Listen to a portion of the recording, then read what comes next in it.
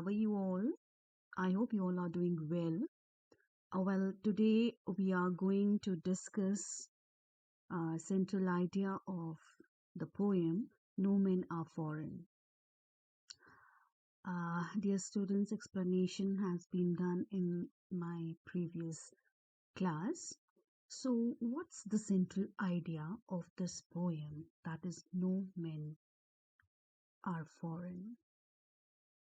The central idea is that we have to keep in our mind that no human beings are distant, unfamiliar, or far off. We all are same under different bodies. Whenever there are wars, times, or whenever there is peace in the world, even our international force undergoes the same trials.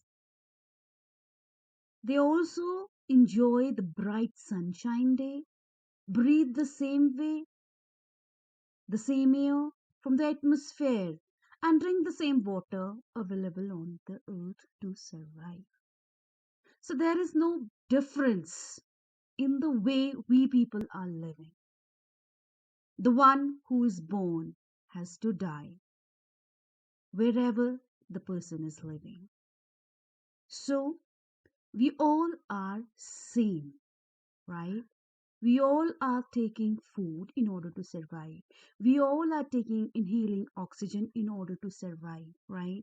During the night time, we are sleeping. During the daytime, we are working. Fine. Every one of us is working, right? Whether we are living in this state or the other state, in this country or in some other country. So, this poem tells us that wherever we are living, we all are same. We are not at all unfamiliar from each other. Now, in the poem, if we do not discuss poetic devices, then somewhere explanation remains incomplete. So, I would like to discuss the poetic devices in No Men Are Foreign. If I talk about the rhyme scheme of this poem, here, the poet does not follow any identifiable rhyming scheme. It is written in free verse. Whenever the words are not rhyming, rhyming scheme, we have to check the word written in the end of every line. If those words are rhyming, sometime the first word at the end of first line rhymes with the second one, or sometime with the third line, or sometime with the fourth line, but sometimes it does not rhyme at all. So in that case, the poem is written in free verse. In this poem, we found that in some lines, like beneath all uniforms, a single body breathes. Second example is war's long winter starved. Third line is our hell's a fire. These are the metaphors which are used. Now, what is actually a metaphor? It is a poetic device that actually, compares two things, right? And it is a figure of speech that directly refers to one thing by mentioning the another. It may provide clarity or identify hidden similarities between two ideas. Next is alliteration. Alliteration means the repetition of usually the initial consonant sounds in two or more closely placed words, right? So here in poem, if you will find out these words, body breathes. So in body breathes, first word, b and b, that's repeating, So this is alliteration.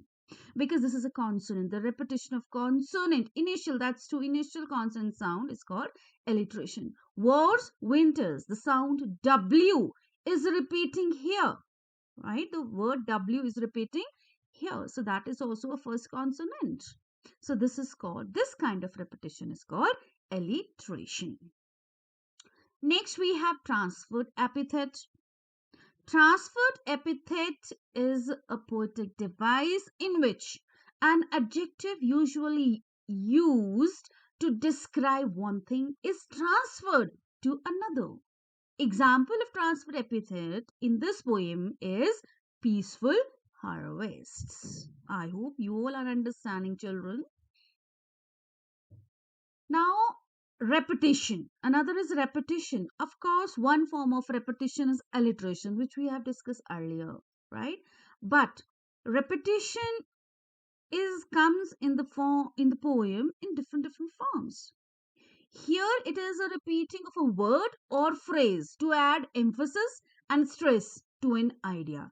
When a particular word is repeated again and again, when a particular phrase is repeated again and again, when a particular line is repeated again and again, then it is called repetition. Right? The poet repeats the word remember word 5 times in this poem in order to emphasize the message the poem has to convey. If I point out, remember, no men are strange, no countries foreign.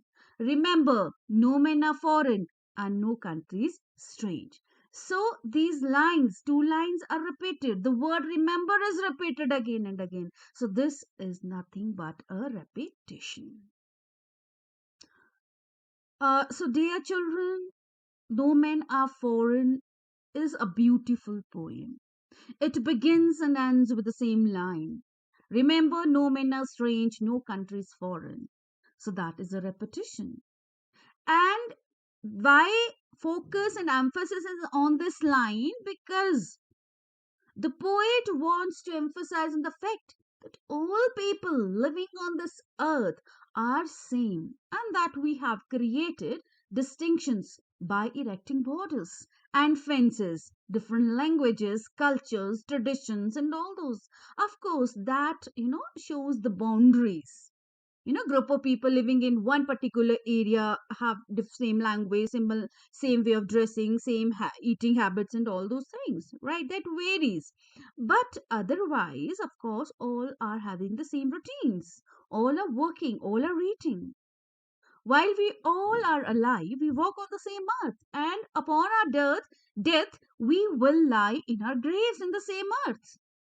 He draws another similarity that we all enjoy good food during peace and starve during war and in winter time. We all have similar hands which we use to do a lot of hard work. All of us have eyes which remain open when we are awake and closed when we are asleep. He reminds the reader that whenever we hate someone, we cheat and hate ourselves. Also, when we pick up weapons against someone, we pollute the earth and make it impure with the huge mounds of dead bodies strewn on it. So, at last, I would like to conclude with the message that love each and everyone around. Do not hate anybody because all we together are brothers of each other. Nobody is our enemy. Thank you, students. Thank you so much. I hope you all have understood.